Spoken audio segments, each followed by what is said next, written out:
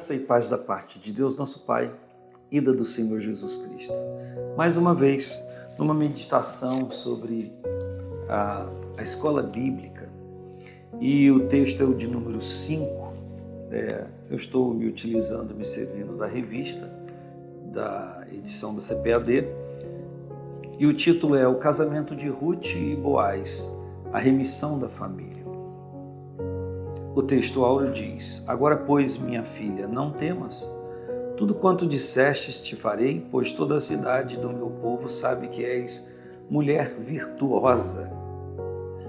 O Boaz reconhece que a Ruth é mulher virtuosa. Será que não é esse um preceito para o casamento? O pretenso esposo, marido, reconhecer que a mulher é uma mulher virtuosa? A palavra diz que quem encontra uma mulher virtuosa achou uma boa coisa, e a palavra pergunta, mulher virtuosa, quem a achará? Na verdade, a virtude de qualquer pessoa, quer seja da esposa, do marido, ela é desenvolvida também. Há coisas que são inerentes a cada pessoa. Já vem junto, já está na vida da pessoa, na natureza da pessoa, e há coisas que o Espírito Santo ministra quando alguém se entrega a Ele. Mas existem outras coisas que elas são desenvolvidas no relacionamento. Muitos cônjuges procuram encontrar no outro algo que ele próprio não desfruta ou não propicia, que não alavanca, que não coopera. Então, muitas vezes uma esposa se esforça para corresponder a algo que o marido próprio não alavanca, que ele não ajuda, que ele não coopera para que aquilo aconteça, e vice-versa. Então, a virtude fica comprometida por conta da atitude daquele ou daquela que quer ver, encontrar e desfrutar. Boaz, por conta do histórico das atitudes de Ruth para com Noemi, para com a família do seu então marido que faleceu, ele enxerga elementos que são capazes de declarar a virtude dessa mulher. Ele reconhece isso. E, obviamente, quando uma pessoa está debaixo de um jugo de cobrança, em que a outra parte só cobra, e não é nem a questão de admitir, mas não reconhece o valor, a virtude da outra pessoa, só exige, cobra, ou cobre. Nunca a pessoa vai conseguir ser estimulada a viver ou oferecer o seu melhor. Noemi foi abençoada por Boaz quando ele reconhece os seus valores. E nós temos aqui uma leitura diária, e existe uma coisa que eu quero dizer para vocês hoje. Antes de ler o texto bíblico, existe algo chamado leitura diária que acompanha e serve de subsídio, sustentação para o propósito do texto, da lição de escola bíblica. Na quarta-feira fala: a liderança masculina na família pressupõe atitude, amor e honra. O problema todo é que, se a gente não voltar na história e entender qual a base dessa liderança, nós vamos ficar surpreendidos com algumas coisas que acontecem em nossos dias. Há maridos que evocam essa liderança, mas eles não têm atitudes que deem base e sustentação para ela.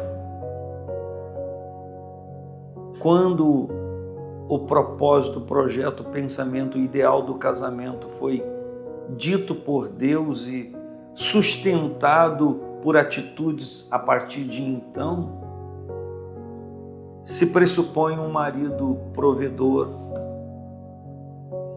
sustentador, que vê a circunstância e aquilo que é para ele fazer e faz.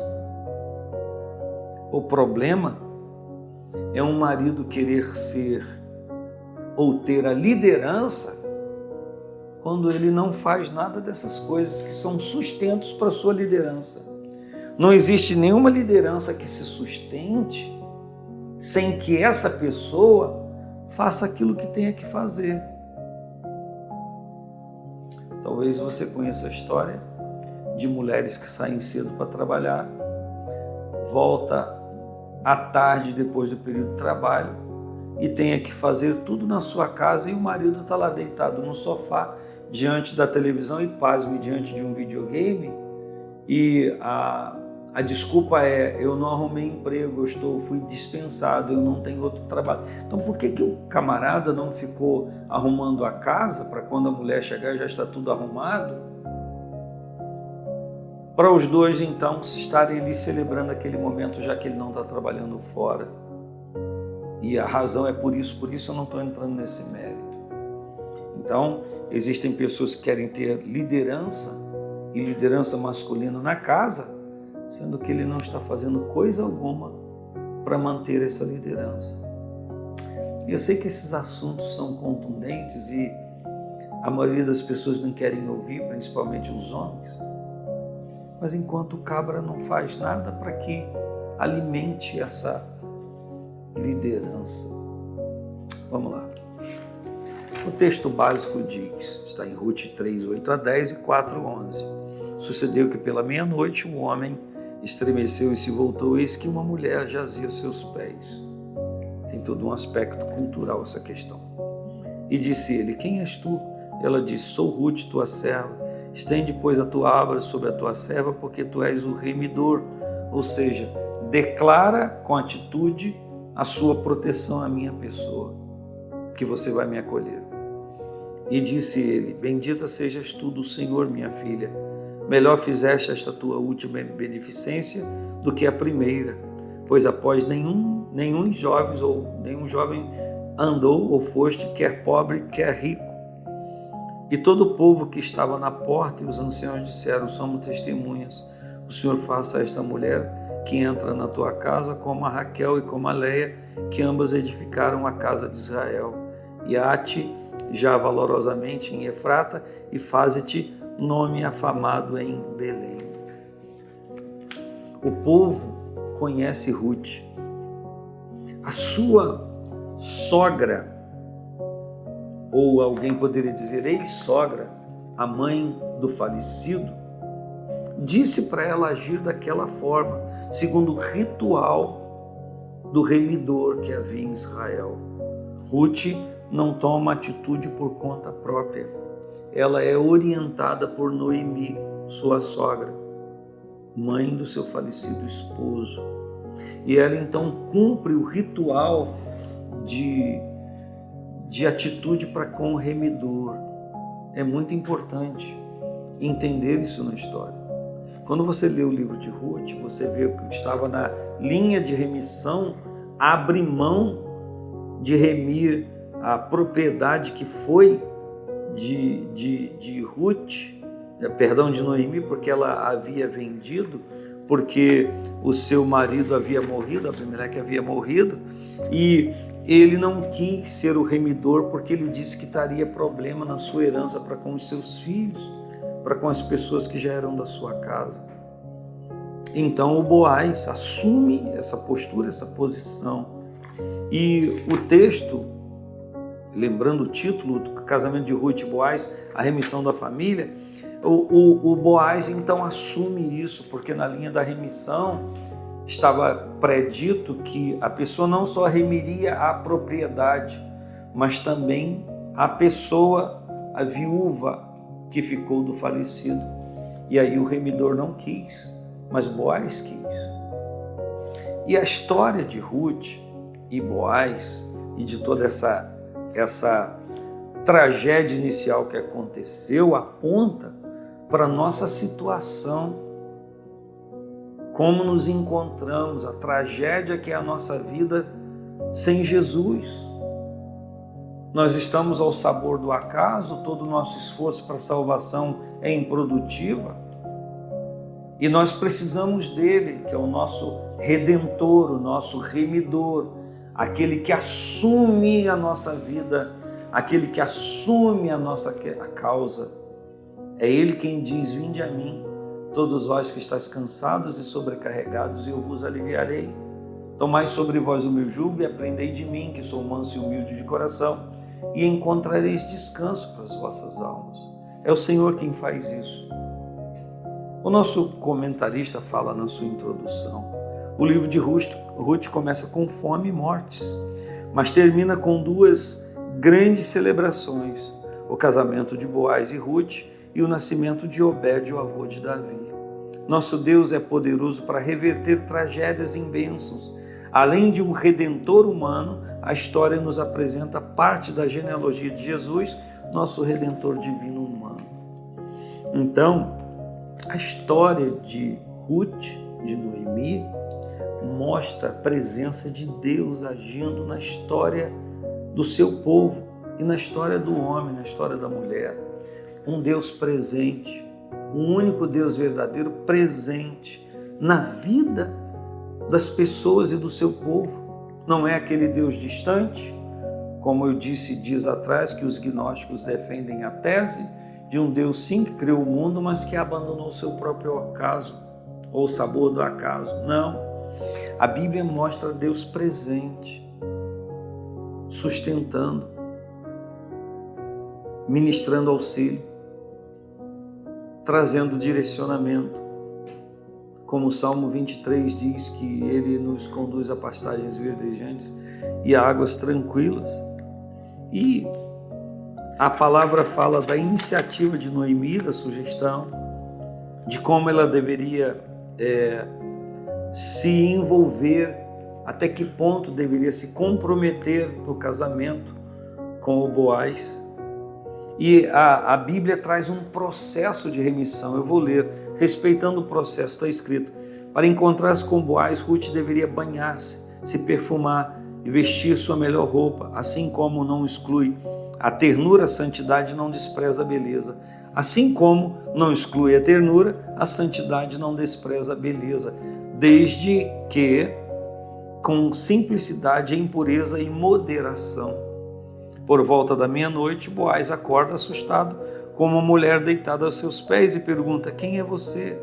Orientada por Noemi, sua sogra, Ruth se identifica, lembrando-lhe a condição de remidor, e pede que estenda sobre ela sua capa. Como Noemi dissera, Boaz realmente entendeu.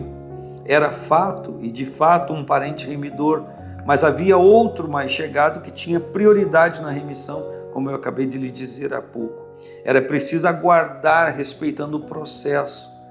Se te não quiser redimir, vive o Senhor que eu te redimirei. O caráter santo de Boaz e Ruth novamente se manifestam. Sem qualquer contato íntimo, ela passou o restante da noite deitada aos seus pés dele e saiu bem cedo para não ser percebida. Mesmo estando perto, uma bênção pode ser perdida se não soubermos esperar o tempo e respeitar o devido processo. Olha só, esperar o tempo e respeitar o devido processo. Tem gente que antecipa as coisas, não é? Algum tempo atrás se dizia comer a sobremesa antes da refeição. Tem gente que se dá intimidade antes do casamento, e nesse mundo que nós vivemos existem muitas críticas ao pensamento evangélico, bíblico, cristão, que não se coaduna, não se harmoniza com um monte de novidades, mas existem princípios que regem, e esses princípios são da palavra de Deus, que nunca vai ser alterada por conta de uma decisão humana, nunca se alterará. Então, os princípios que evocamos na palavra de Deus e resguardamos são muito maiores do que simplesmente alguns que se contam por aí. Nós falamos de tempo de espera e de respeitar o processo. Nos posicionamos contra se dar a intimidade antes de ter responsabilidade no casamento, ou a responsabilidade do casamento. Então, o que a Bíblia diz e que o Evangelho defende de comportamento vai muito além de qualquer coisa que se manifesta por aí. Então, existem muitas pessoas se dando a intimidade no casamento, de relacionamento antes do comprometimento do casamento. São proventos antes de responsabilidade. Nada na vida é assim.